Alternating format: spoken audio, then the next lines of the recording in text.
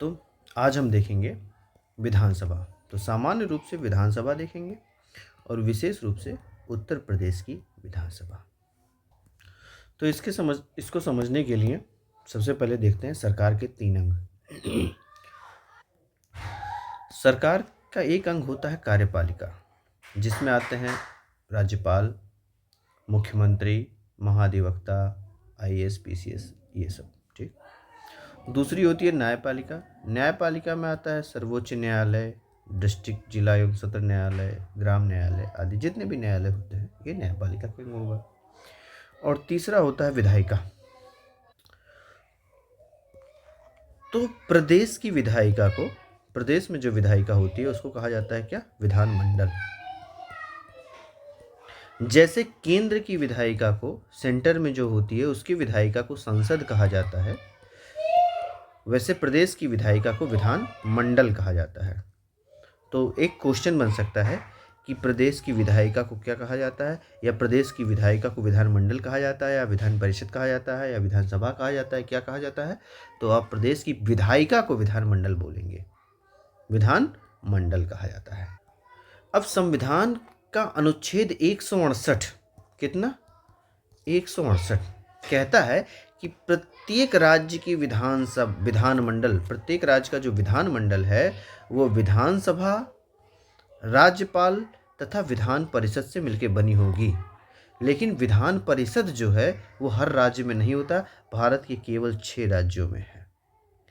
तो 6 राज्यों को छोड़ के अन्य राज्यों का विधानमंडल विधानसभा और राज्यपाल से मिलकर बना होगा। लेकिन 6 राज्य जो हैं उनमें विधानमंडल विधानसभा, विधान परिषद और राज्यपाल से मिलकर बना होगा। देख लेते हैं एक बार में कि वो 6 राज्य कौन कौन से हैं जहां विधान परिषद पाया जाता है। तो पहले तो आपका यूपी और बिहार हो गया, ये 2 राज्य हो गए। दूसरा याद कीजिए आंध्र प्रदेश और तेलंगाना, ये दोनों कभी एक साथ थे, अभी 2014 में अलग हुए हैं। तो आंध्र प्रदेश तेलंगाना, तो यूपी बिहार आंध्र प्रदेश तेलंगाना। और तीसरी जोड़ी है महाराष्ट्र और कर्नाटक की। ठीक। तो महाराष्ट्र, अब उत्तर प्रदेश, ऐसे मैप में आप देखेंगे तो यहाँ उत्तर प्रदेश, यहाँ बिहार, यहाँ आंध्र प्रदेश, यहाँ तेलंगाना, यहाँ कर्नाटक, यहाँ महाराष्ट्र। तो ये 6 राज्यों में के विधानमंडल में विधान परिषद का अस्तित्व है, वरना और किसी राज्य में विधान परिषद नहीं पाई जाती है। तो यहाँ हमने देखा कि अनुच्छेद 168 कह रहा है कि यूपी के विधानमंडल में विधानसभा, परिषद और राज्यपाल। तो वैसे तो आज हमें विधानसभा पढ़ना है, लेकिन एक विधानसभा और विधान परिषद की एक छोटी सी जानकारी, सामान्य जानकारी लेते हैं। ठीक है। तो विधानसभा को कहा जाता है निम्न सदन। निम्न सदन, सदन मतलब घर होता है, तो ये लोअर हाउस, इंग्लिश में क्या बोला जाता है इसको? Lower house. ठीक। और विधान परिषद को बोला जाता है अपर हाउस। अपर हाउस, उच्च सदन। ठीक। सभा 2 अक्षर का है तो इसको लोअर बोल दो, और परिषद 4 अक्षर का है तो इसको अपर बोल दो। ठीक। विधानसभा का अगर आप सदस्य बनना चाहते हैं तो मिनिमम एज आपकी 25 ईयर होना चाहिए। 25 ईयर्स के अगर आप हो गए, 25 वर्ष के हो गए, तो आप विधानसभा के लिए चुनाव लड़ने के योग्य हो जाते हैं। लेकिन विधान परिषद चूंकि उच्च सदन है, इसीलिए विधान परिषद का चुनाव लड़ने के लिए आपको मिनिमम 30 ईयर का होना पड़ेगा। 30 साल के बाद ही आप विधान परिषद का चुनाव लड़ सकते हैं। ठीक। उत्तर प्रदेश की विधानसभा में 403 सीट हैं।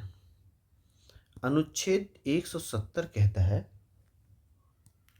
170 अनुच्छेद क्या कहता है कि किसी भी विधानसभा में, प्रदेश के किसी भी प्रदेश की विधानसभा में मिनिमम 60 सदस्य हो सकते हैं और मैक्सिमम 500 सदस्य हो सकते हैं।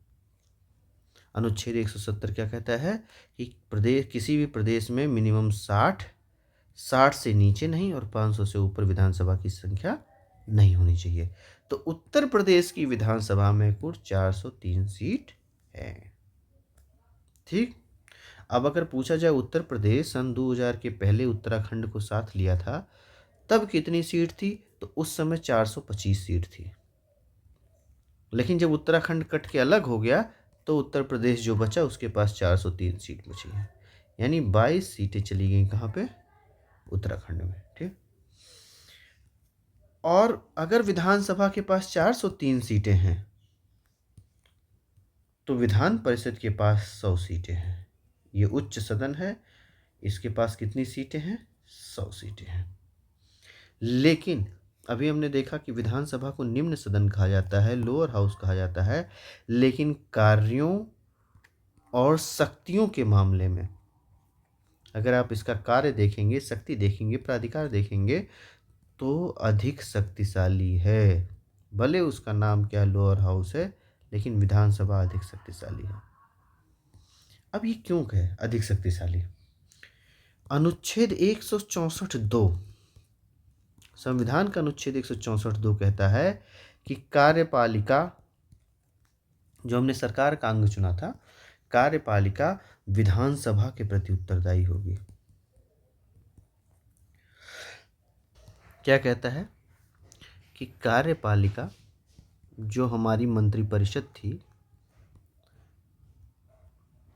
कार्यपालिका को स्पेसिफिक संविधान में लिखा गया है मंत्रिपरिषद। मंत्रिपरिषद यानी कि जितने भी मिनिस्टर हैं, सीएम हैं आदि, सब विधानसभा के प्रति उत्तरदायी होगी। अब यहाँ विधान परिषद भी लिखा जा सकता था, नहीं लिखा गया है। तो यानी विधान परिषद जो है, इसका कोई रोल नहीं है मंत्रिपरिषद से सवाल पूछने के लिए। केवल विधानसभा ही अधिकृत की गई है कि आप मंत्रिपरिषद से कुछ भी सवाल पूछ सकते हैं और मंत्रिपरिषद को आपको जवाब देना पड़ेगा कि आपकी नीतियाँ क्या हैं, आपके कार्य क्या हैं, क्या कर रहे हैं, किस पे कितना खर्चा कर रहे हैं। कुछ भी सवाल ये विधानसभा मंत्रिपरिषद से पूछ सकती है और ये मंत्रिपरिषद संविधान से बाध्य है कि वो विधानसभा को जवाब देगी। और अगर गलती से इन्होंने विधानसभा को असंतुष्ट कर दिया, मंत्रिपरिषद ने, ग्रुप ऑफ मिनिस्टर्स ने, कैबिनेट ने, ग्रुप ऑफ मिनिस्टर जिसमें सीएम भी आते हैं, तो विधानसभा को ये पावर है कि वो अविश्वास प्रस्ताव लाएगी। क्या लाएगी? अविश्वास प्रस्ताव। तो एक क्वेश्चन बन सकता है कि अविश्वास प्रस्ताव कौन ला सकता है? तो केवल और केवल विधानसभा ला सकती है राज्य के लेवल पे। तो अविश्वास प्रस्ताव लाएगी और उसका असर क्या होगा कि अगर ये अविश्वास प्रस्ताव विधानसभा लाती है तो मंत्रिपरिषद भंग हो जाएगी। न रहेगा कोई मिनिस्टर, न रहेगा कोई सीएम, कोई भी नहीं रह जाएगा। ठीक? तो मंत्रिपरिषद कोई भंग कर सकता है तो वो है विधानसभा। देख रहे हैं इसकी पावर। अब विधानसभा का एक और पावर है वित्तीय मामलों में, धन के मामलों में, वित्त के मामले में, कि वित्त विधेयक जितने भी होंगे, ऐसा विधेयक जो वित्त से संबंधित होगा, जिससे हमें संचित निधि से पैसा निकालना होगा, वित्त विधेयक केवल और केवल विधानसभा में ही रखा जा सकता है या पुनर्स्थापित किया जा सकता है। स्थापना इसकी वित्त विधेयक की केवल विधानसभा में हो सकती है। विधान परिषद में वित्त विधेयक नहीं रखा जा सकता। ठीक? दूसरा, इसके पास क्या पावर होती है कि विधानसभा का जो अध्यक्ष होगा, विधानसभा का तो अध्यक्ष होगा, वही डिसाइड कर सकता है कि कौन सा विधेयक साधारण विधेयक है या कौन सा विधेयक वित्त विधेयक है। किसी भी विधेयक को साधारण बताने या वित्त विधेयक बताने की शक्ति केवल और केवल विधानसभा के अध्यक्ष को होती है। विधान परिषद का जो सभापति होता है, सभापति, उसको ये पावर नहीं होती है। ठीक? अगला, विधानसभा को क्यों हम अधिक शक्तिशाली मान रहे थे? जब केंद्र में राज्यसभा, केंद्र की संसद में दो होते हैं, एक राज्यसभा, केंद्र की संसद में दो होते हैं, एक राज्यसभा होता है, एक लोकसभा होता है। तो जब लोकसभा को तो जनता चुनती है, लेकिन राज्यसभा का जब चुनाव होता है तो केवल और केवल हर प्रदेश के विधानसभा के लोग ही चुनाव दे सकते हैं, मतदान दे सकते हैं। विधान परिषद के लोग मतदान नहीं कर सकते। यानी राज्यसभा और राष्ट्रपति के चुनाव में,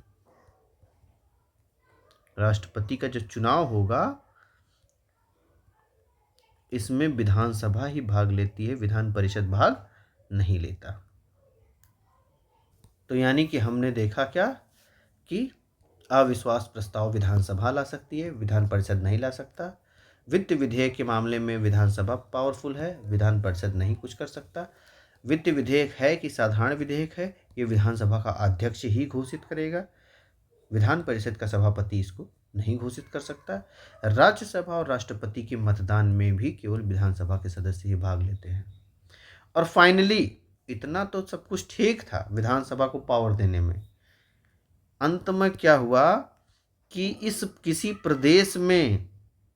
भी प्रदेश में विधान परिषद जो है ये रहेगी या नहीं रहेगी, खत्म कर दी जाएगी, इसकी भी शक्ति विधानसभा को दे दिया गया कि एक प्रस्ताव अगर 2/3 2/3 बहुमत से पारित करके विधानसभा संसद को भेज देती है कि हमारे यहाँ के विधान परिषद को ख़त्म कर दो, तो संसद सामान्य बहुमत से पारित करके इस विधान परिषद को ही ख़त्म कर देगी। और अगर विधान परिषद नहीं है तो अगर विधानसभा ने प्रस्ताव लाया 2/3 पूर्ण बहुमत से पारित करके बोला कि नहीं हमारे यहाँ विधान परिषद बना दो, तो संसद सामान्य बहुमत से इसको बना देगी। तो संसद केवल और केवल विधानसभा के कहने पे चलेगी कि तुम्हारे यहाँ विधान परिषद होना चाहिए कि विधान परिषद को ख़त्म करना है। इतनी पावर विधानसभा को होती है। तो अगर विधानसभा इतनी ही शक्तिशाली है प्रदेश में, तो इसमें सभी वर्गों का प्रतिनिधित्व भी चाहिए, ठीक, सभी वर्ग शामिल होनी चाहिए। तो संविधान कहता है कि एससी और एसटी के लिए जनसंख्या के अनुपात में प्रत्येक विधानसभा में सीटें आरक्षित रखी जाएंगी। तो उत्तर प्रदेश में 403 सीटें हैं, अभी आपने पढ़ा ना, उत्तर प्रदेश में कुल कितनी सीटें हैं? 403, पहले थी 425, उत्तराखंड के हटने के बाद 403 बची। 403 सीटों में से 84 सीटें एससी के लिए आरक्षित कर दी गई हैं, अनुसूचित जाति के लिए, और 2 सीटें एसटी के लिए आरक्षित कर दी गई हैं। तो सभी वर्गों के प्रतिनिधित्व के तहत उत्तर प्रदेश में 84 सीटें कुल, यानी कि 86 सीटों का आरक्षण 403 में से है। अब क्या हुआ, मोदी जी 106वां संविधान संशोधन लाए, उसका नाम था नारी की शक्ति का वंदन, नारी शक्ति वंदन अधिनियम। ये 106वां संविधान संशोधन, अगर एक प्रश्न पूछा जाता है कि 106वां संविधान संशोधन किससे है, आरक्षण से है, जीएसटी से है, या एनजेएसी है, क्या है, तो आप कहेंगे नारी शक्ति वंदन अधिनियम 106वां संविधान संशोधन है।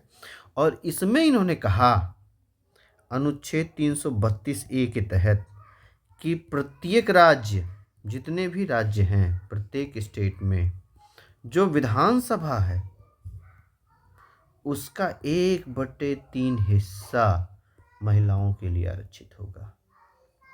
यानी कि जो भी आरक्षण अभी तक केवल 86 सीट पे व्यक्त था, वो अब पूरे 1/3 हिस्से पे चला जाएगा। तो लगभग 133-34 सीटें महिलाओं के लिए ही आरक्षित हो जाएंगी 403 में से, ठीक। लेकिन ये अभी लागू नहीं हुआ है, इसको लागू करेंगे शायद 2029 से, जब अगली जनगणना हो जाएगी तब से लागू किया जाएगा। तो ये है आरक्षण का प्रावधान, जिसमें आपने देखा कि 84 सीटें एससी अनुसूचित जाति के लिए है, 2 सीटें एसटी यानी अनुसूचित जनजाति के लिए है, और नारी शक्ति वंदन अधिनियम 106वां संविधान संशोधन अधिनियम कहता है कि अनुच्छेद 332A, कितना, 332A के तहत प्रत्येक राज्य की विधानसभा को 1/3 यानी 1/3 हिस्सा महिलाओं के लिए आरक्षित रखना होगा। और इस महिलाओं में सब कुछ होंगे, एससी भी होगा, एसटी भी होगा, और ओबीसी भी होगा, जनरल भी होगा। ये अपने अपने कैटेगरी में ये रिजर्वेशन भी पाएंगे। एक जनरल रिकैप देखते हैं। कुल संख्या विधानसभा में उत्तर प्रदेश विधानसभा की वर्तमान कुल संख्या 403 है, ठीक। इस बार के अगर लेखपाल के एग्जाम में पूछा गया कि कितनी है जनसंख्या विधानसभा की सीट, तो 403 है, ठीक है। और विधान परिषद का आपने देख लिया 100 सीट है, और 86 सीटें कुल आरक्षित है, जिसमें 84 अनुसूचित जाति के लिए और 2 सीटें अनुसूचित जनजाति के लिए। उत्तर प्रदेश द्विसदनीय है, मतलब उत्तर प्रदेश में विधानसभा भी है और विधान परिषद भी है। और ऐसे केवल 6 राज्य हैं, आपने देखा था कौन कौन से, उत्तर प्रदेश, बिहार, आंध्र प्रदेश, तेलंगाना, महाराष्ट्र, कर्नाटक, 4 इधर के और 2 इधर के। 6 राज्यों के पास 2 सदन है केवल, बस, बाकी सब एक सदनीय है। अब आता है कि उत्तर प्रदेश विधानसभा का प्रथम गठन कब हुआ था, तो 8 मार्च 1952 को हुआ था। तो 8 मार्च को याद रखने की ज़रूरत नहीं है। 1952 में देश का पहला चुनाव हुआ था, आम चुनाव हुआ था। ये तो आपको पता ही होगा कि 1947 में देश आज़ाद हुआ था। 3 साल तक बिना चुनाव के अंतरिम सरकार बनी थी। अंग्रेजों ने जिनको जिनको बना दिया था, जवाहरलाल नेहरू की कृपा से जो जो बच गए थे, अंतरिम सरकार चलाए थे। और 1951-52 में चुनाव हुआ था। तो 1952 में जब पहली बार पूरे प्रदेश में चुनाव हुआ, तो 8 मार्च सन 1952 को हमारी विधानसभा का पहला विधानसभा का गठन हुआ। और पहले विधानसभा अध्यक्ष जो बनाए गए थे वो थे राजर्षि पुरुषोत्तम दास टंडन। ये राजा भी थे, ऋषि भी थे, पुरुष में उत्तम भी थे, दास भी थे और टंडन भी थे। इतना सब कुछ होने के बाद ये क्या बन गए?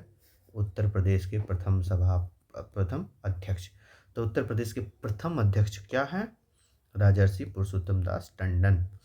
अब तक कोई उत्तर प्रदेश में विधानसभा की पूर्णकालिक महिला अध्यक्ष नहीं बनी। तो महिलाओं के नाम पे कोई अध्यक्ष नहीं बनाया गया विधानसभा में आज तक पूर्णकालिक। अब क्या है, सर्वाधिक बार अध्यक्ष कौन बना था? तो सर्वाधिक बार तीन तीन बार दो लोग अध्यक्ष बने थे, आत्माराम गोविंद खेर और केसरी नाथ त्रिपाठी। तो पहला अध्यक्ष तो आपको याद ही हो गया, राजा ऋषि पुरुषोत्तम दास टंडन। लेकिन सर्वाधिक 3 बार बने थे, एक लोग थे, उनका नाम था आत्माराम। अपनी आत्मा की सुन के राम राम करते रहे, फिर गोविंद गोविंद करते रहे, फिर खरे उतर के इसमें 3 बार अध्यक्ष बन के। तो उत्तर प्रदेश विधानसभा में 3 बार अध्यक्ष कौन बना था? फलाने फलाने फलाने आत्माराम गोविंद खरे। इसी पे आपको टिक मार देना है। दूसरा भी नाम आ सकता है, उनका नाम है केसरी नाथ त्रिपाठी। केसरी के नाथ थे और त्रिपाठी थे, 3 बार पाठ पढ़ते थे, इसीलिए 3 बार अध्यक्ष बन गए विधानसभा के। ठीक, त्रिपाठी जी भी 3 बार विधानसभा के अध्यक्ष बने थे आत्माराम के साथ साथ। उत्तर प्रदेश का कौन सा विधानसभा क्षेत्र है जो निर्वाचन की दृष्टि से सबसे बड़ा है? तो वो है साहिबाबाद, गाजियाबाद में। तो गाजियाबाद जिले का, गाजियाबाद एक जिला है, जान ही रहे उत्तर प्रदेश का, जो ये दिल्ली से सटा हुआ जिला है गाजियाबाद। तो गाजियाबाद का एक विधानसभा सीट है, उसको कहेंगे आप साहिबाबाद। तो इसके नाम में ही है साहिब। तो साहेब थे, सरकार थे, इनकी प्रजा बहुत ज़्यादा थी। साहेब के क्या थे? राज्य में प्रजा बहुत ज़्यादा थी। तो इतने प्रजा थे कि सब मत चुन के साहेब को मतदाता विधायक बना देते थे। तो साहिबाबाद में सबसे ज़्यादा मतदाता हैं। मतदाता की दृष्टि से सबसे बड़ी विधानसभा सीट कौन सी है? साहिबाबाद ऑफ गाजियाबाद। सबसे छोटा निर्वाचन क्षेत्र मतदाताओं की संख्या से हस्तिनापुर। ठीक, अब साहिबाबाद तो सबसे बड़ा हो गया, इसका नाम है हस्तिनापुर। इसका क्या है? ये मतदाताओं की दृष्टि से सबसे छोटा है। हस्ति मने होता है हाथी, हस्ति मने हाथी, और बाद में ना अब पुर लग गया। तो जिस पुर में हाथी नहीं है, ना है, वो सबसे छोटा हो गया। वहाँ कौन कितने मतदाता रहेंगे? इनके राज्य में ज़्यादा प्रजा नहीं है क्योंकि इनके पास हाथी ही नहीं थी। तो मतदाताओं की दृष्टि से सबसे छोटा विधानसभा क्षेत्र कौन सा है? हस्तिनापुर। अब देखिए, सर्वाधिक विधानसभा सीटों वाला जिला कौन सा है? प्रयागराज। और सबसे कम विधानसभा सीटों वाला जिला कौन सा है? श्रावस्ती, महोबा और चित्रकूट। यहाँ पे 2-2 विधानसभा सीट हैं और प्रयागराज में 12 विधानसभा सीट है। तो कैसे समझेंगे कि प्रयागराज एक जो जिला है, इधर है सोनभद्र के जस्ट ऊपर प्रयागराज जिला। यहाँ पे एक जिले में 12 विधायक चुने जाते हैं। एक जिले में ही 12 विधानसभा सीटें हैं, यानी एक जिले से 12 विधायक आते हैं। और वो कौन सा जिला है सबसे अधिक विधायक देने वाला? प्रयागराज। डायरेक्ट क्वेश्चन आता है, निम्नलिखित में से सबसे ज़्यादा निर्वाचन क्षेत्र या विधानसभा क्षेत्र या सबसे ज़्यादा विधायक कहाँ से चुने जाएंगे, किस जिले से चुने जाएंगे? तो प्रयागराज संगम। और सबसे कम विधायक कौन से जिले हैं? तो 3 जिले हैं। तो आप अगर उत्तर प्रदेश का ये जनरल आइडिया लीजिए तो यहाँ पड़ता है श्रावस्ती, बलरामपुर के बगल में तराई क्षेत्र है। तो श्रावस्ती में केवल 2 विधानसभा क्षेत्र है। और श्रावस्ती के बाद आप इधर आएंगे, झांसी के बगल, ललितपुर के बगल, यहाँ महोबा पड़ता है। महोबा का पान आप लोग जानते हैं, पान महोबा का पान है, गौरा पत्थर है, ये सब फेमस है महोबा का।